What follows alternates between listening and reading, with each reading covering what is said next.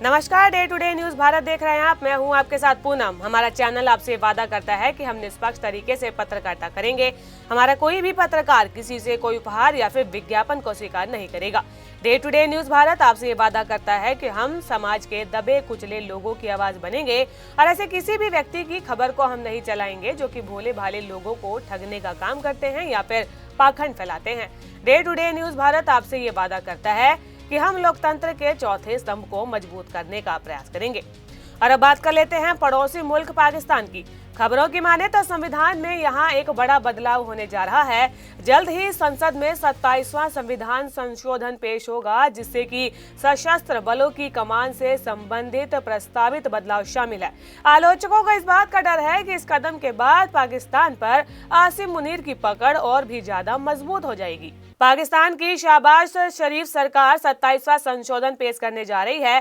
शहबाज सरकार के इस कदम के साथ ही देश नागरिक शासन की जगह सिविल मिलिट्री रूल के लिए पूरी तरीके से तैयार बताया जा रहा है।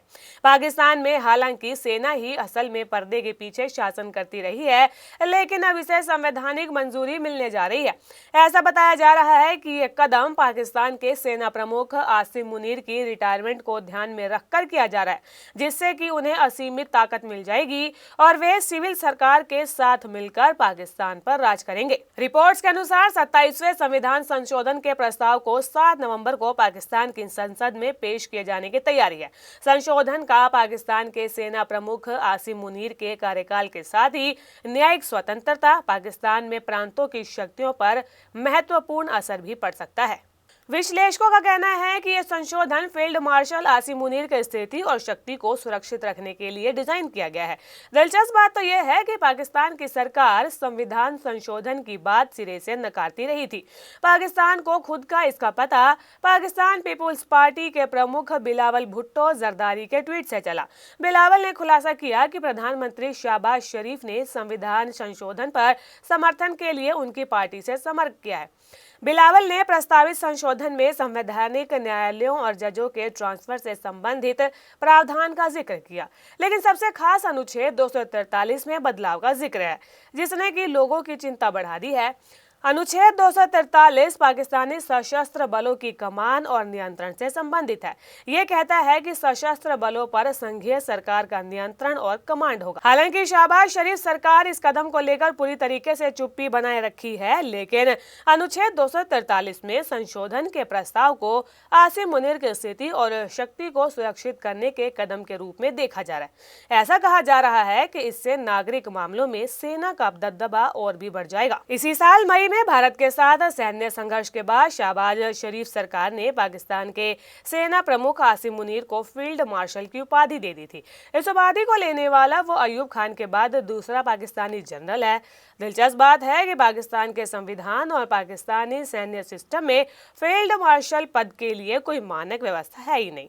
ऐसे में माना जा रहा है कि शहबाज सरकार फील्ड मार्शल को संवैधानिक ढांचे में लाकर मुनीर को मनचाहा इनाम देने की तैयारी कर रही है। इस संशोधन के बाद जनरल आसिम मुनीर पूरी तरीके से खुद को सुरक्षित कर लेंगे। किसी भी सरकार के आने से उन पर कोई असर नहीं होगा।